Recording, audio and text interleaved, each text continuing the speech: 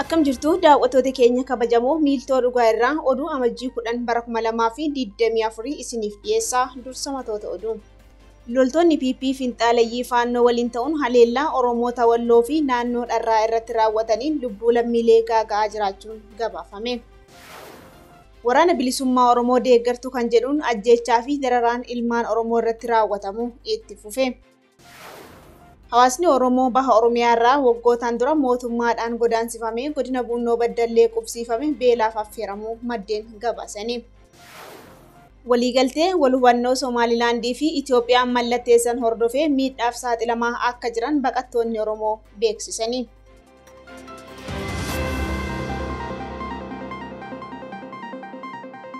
Amma bal'ina oduu isaatti dabarraa oduu kan isiniif dhiyeessu an Sabboontuu Lammiiti. Loltoonni PP Finxaaleyyii Faannoo waliin ta'uun haleellaa Oromoota Walloo fi naannoo Dharraa irratti raawwataniin lubbuun lammiilee gaaga'amaa jiraachuun gabaafame. Humnoonni Finxaaleyyii Amaaraa waraana sirna PP raayyaa ittisaa baanamu waliin ta'uudhaan amajjii 3 bara 2024 irraa kaasee kaaba Oromiyaa godina Wallootti duula bifa haaraan bananiin lammiileen hedduun ajjeefamuu fi madeeffamuun barame. Duula kanaan namoonni 10 caalan ajjeefamuu fi kanneen 20 ol ta'an kan madeeffaman yoo ta'u, duulli qindaa'aan Oromoo dhabamsiisuuf akeekatee deemaa jiru kun ammas itti fufuun miidhaa guddaa hawaasa irraan geessisaa jira. Kanneen lola kanaan madaa'anis hospitaala itti wal'aanaman dhabanii naannoo Affaar irraan naanna'uudhaan Adaamaa fi Finfinnee dhaquuf dirqamuu kan eeran maddeen hedduun isaanii fageenya lafaa irraa kan ka'ee fi danqaa imala irratti isaan mudatuun odoo hospitaala hin dhaqqabin lubbuu dhabuu fi rakkoolee biroof saaxilamuu jedhameera.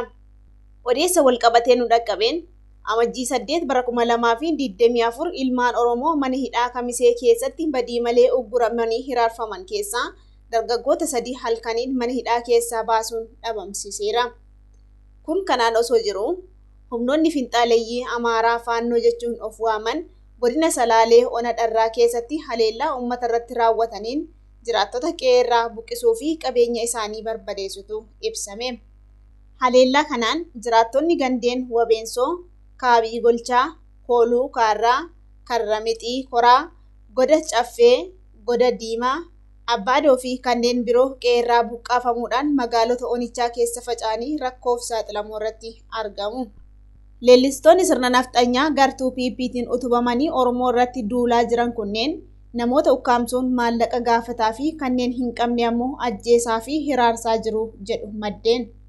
Addi bilisummaa Oromoo dhimmuma kana ilaalchisuun ijoo dubbii amajjii 5 bara 2024 baaseen lola deddeebiin uummata keenya irratti banamee lubbuu qulqullootaa galaafataa jiruuf kan itti gaafatamu mootummaa PPti jechuun ni yaadatama. Waraana bilisummaa Oromoo deeggartu kan jedhuun ajjeechaa fi dararaan ilmaan Oromoo irratti raawwatamu itti fufe. Duulli humnoonni biltsiginnaa maqaa obbo waliin hariiroo qabdu jedhuun ilmaan Oromoo irratti gaggeessan kan itti fufe yoo ta'u, keessumaa ajjeechaan dargaggoota Oromoo irratti raawwatamu godinaalee Oromiyaa hedduu keessatti itti fufee jiraachuu gabaasaalee nu dhaqqaban ni addeessu. Dabalata oduu kanaa akka itti aanutti dhiyeessina. Humnoonni garee faashistii amajjii 7 bara 2024 dhalataa godina Wallagga dhihaa Ona Laaloo Assaabii ganda Harroojjii Sirdoo dargaggoo Boonaa Gammachiislataa manaa gadi baasanii maatii isaa duratti rasaasa itti roobsuun ajjeesan. Humnoota sirna PP magaalaa Innaangoorraa bobbaafamaniin abbaa fi haadha isaa duratti kan ajjeefame Boonaan barataa kutaa 8ffaa ta'uu kan himan jiraattonni yakka lafaa dhufa Oromoo irratti raawwatame kanas cimsanii balaaleffatan. Odeessa kibba baha Oromiyaa irraa arganneen godina Arsii baha Ona Shirkaa ganda Soolii galuutti waraanni sirna PP dargaggoota Oromoo maqaa deeggartummaa waraana bilisummaa Oromootiin yakkuudhaan ajjeesuu fi manneen lammiilee ibiddaan gubuu itti fufanii jiru. Haaluma kanaan waraanni sirnichaa amajjii 5 bara 2024 dargaggoo Bushiraa Abdallaa jedhamu waraana bilisummaa Oromoo waboo deeggarte jechuun yakkanii kan ajjeesan yoo ta'u, hidhattoonni sirnichaa kunneen hojii diinummaa isaanii itti fufuudhaan torbeedhuma kana keessa manneen namoota 11 akka ibiddaan daaressanis gabaasni arganne ifa godhama. Godina Harargee bahaa bulchiinsa magaalaa Diree Dhawaa kilaastara Jaldeessaatti ammoo ergamaan sirna PP bulchaa Araddaa Malkaa qaroo ta'e Ziyaad Haaruun jedhamu abbaa daa'ima tokko Ridwaan Shaddiin Yuyyaa nama jedhamu rakkoo hawaasaa waan gaafate qofaaf mana hidhaatti darbachuudhaan rasaasaan rukutee yeroo dheeraaf erga hiraarfame booda amajjii 2024 lubbuun akka dabarte taasisuu jiraattonni ni dubbatu.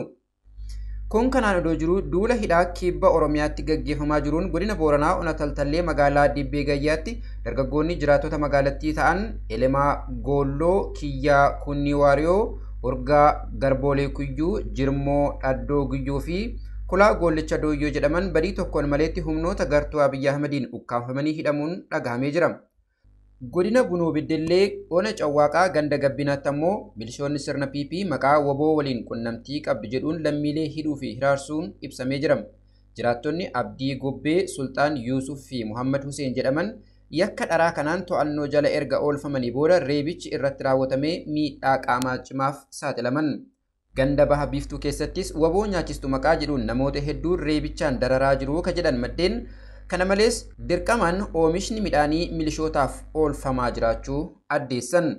Odeessa godina Baha Wallaggaa ona Diggaarraa nu dhaqqabeen ammoo onicha buufata fayyaa magaalaa Arjoo guddattuu keessatti ergamtoonni PP ilmaan Oromoo kutaalee adda addaa buufatichaa keessa dalagan maqaa deeggartummaa wabootiin yakkanii hojiirraa ari'uudhaaf shira irratti xaxaa akka jiran ibsanii jiru. Hawaasni Oromoo baha Oromiyaa irraa waggootaan dura mootummaadhaan godaansifamee godina Bunnoo Baddallee qubsiifamee beelaaf affeeramuu maddeen gabaasani. Odeessi arganne akka ifa godhutti ilmaan Oromoo waggoota 12 dura baha Oromiyaa irraa mootummaa wayyaaneetiin kaafamanii godina Bunnoo Baddallee ona dhidheessaa magaalaa Dambii qubsiifaman beelaan dararamuu irratti argamu. Ilmaan Oromoo kunneen erga naannoo kana qubsiifamanii kaasee lafti mana jireenyaas ta'e kan qonnaaf dhimma itti bahan otoo hin laatamaniif dagatamanii barootaaf dararamaa akka jiran dubbatu.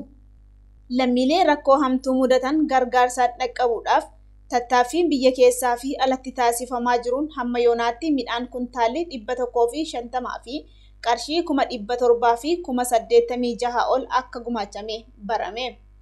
Ilmaan Oromoo Oromiyaa fi guutummaa addunyaa irratti argaman akkasumas jaarmiyoonni gargaarsa hawaasaa imaammata sirna gabroomsaatiin qe'eerraa godaansifamee hiraar jireenyaa argaa jiruuf daddaffiin baraaruuf akka birmatanis waamichi darbeera. Waliigaltee wal hubannoo Somaalilaandii fi Itiyoophiyaan mallatteessan hordofee miidhaaf saaxilamaa akka jiran baqattoonni Oromoo beeksisanii. Ilmaan Oromoo baqattummaadhaan Soomaaliyaa fi Somaalilaandii keessa jiran ulaa galaanaatiin wal qabatee rakkoo Somaalilaandii, Soomaaliyaa fi Itiyoophiyaa jidduutti uumameen reebichaa fi dhiibbaa adda addaaf affeeramuu dubbatu. Hawaasni biyyoota lameenii kanneen waliigaltee kana balaaleeffatan mormii fi mufii Itiyoophiyaaf qabaniif jecha baqattoota irratti miidhaa geessisaa jiru jedhameera. Soomaaliyaa magaalaa Gaarowwee fi Hardoo dabalatee bakkoota hedduutti hawaasni Somaalee maanguddoo umriin waggaa 70 dabalatee namoota 20 caalan irratti reebicha raawwatuu fi hidhuun baqattoonni Oromoo yaada laatan eeranii humnaan mana cabsanii seenuun nyaataa fi qabeenya baqattootaa mancaasaa jiru jedhani. Addi Bilisummaa Oromoo ibsa amajjii 7 bara 2024 dhimma kana ilaalchisee baaseen waliigaltee wal hubannoo Itiyoophiyaa fi Somaalilaandiin booda baqattoonni Oromoo gaaga'amaa jiraachuu yaaddoo qabu ibsee hawaasni idil addunyaa mootummoonni gamtoomanii Gamtaan Afrikaa, Gamtaan Awurooppaa fi biyyoonni ollaa jeequmsi amma uumame kun nagaan hiika akka argatu dhiibbaa malu akka godhu waamicha dhiyeesse.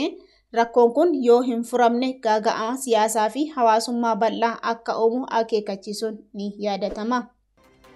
Egaan daawwattoota keenya kabajamoo oduun keenya har'aaf qabnu kanumaa waan nu hordoftaniif galatoomaa. Horaa bulaa.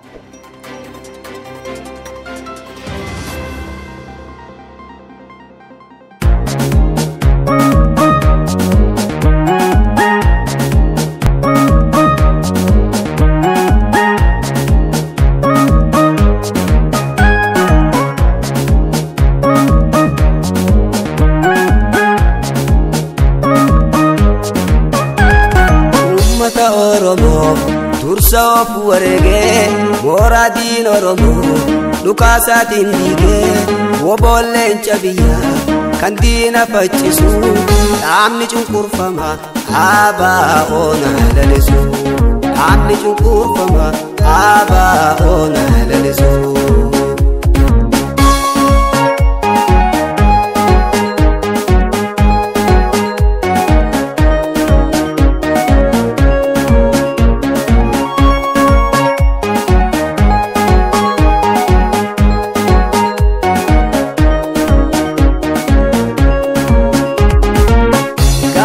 biyumma Oromoon gaafate rasaasni wayyaane maaliif deebii taate garbummaan akkasii Oromoof hin malle dhiigaan ba'uuf jira raaba'oon of kolee dhiigaan ba'uuf jira raaba'oon of kolee mirgaan galuuf jira raaba'oon of kolee mirgaan galuuf jira raaba'oon of kolee.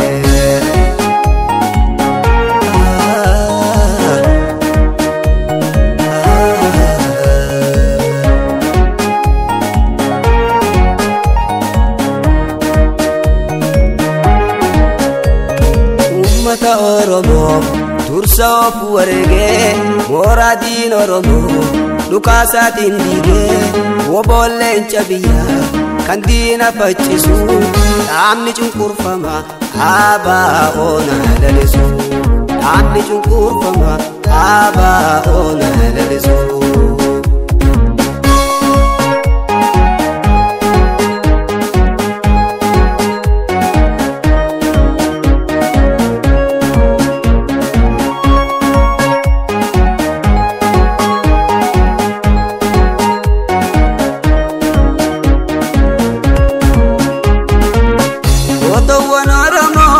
Nubasanii turre kerroon bilisummaa daandiirraa singorre urjiin bilisummaa karaa agarsiisu wabii uummata Oromoo ABO'n lalisu wabii uummata Oromoo ABO'n lalisu wabii uummata Oromoo ABO'n lalisu wabii uummata Oromoo ABO'n lalisu.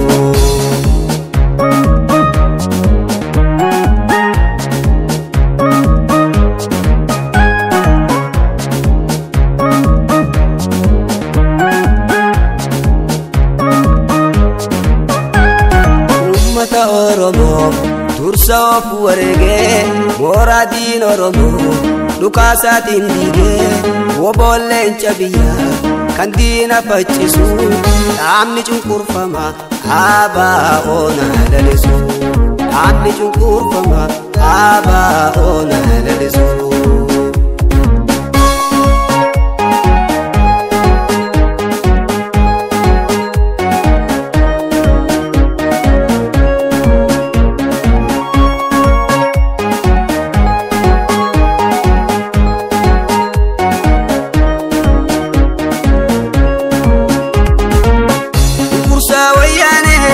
Tasuma hin feenu hidhaa fi ajjechaan hamileen kutannu hangam cunqurfamnu nimoona hin mamnu irree ABO'tii nimoona hin shakkinu irree ABO'tii nimoona hin shakkinu irree ABO'tii nimoona hin shakkinu.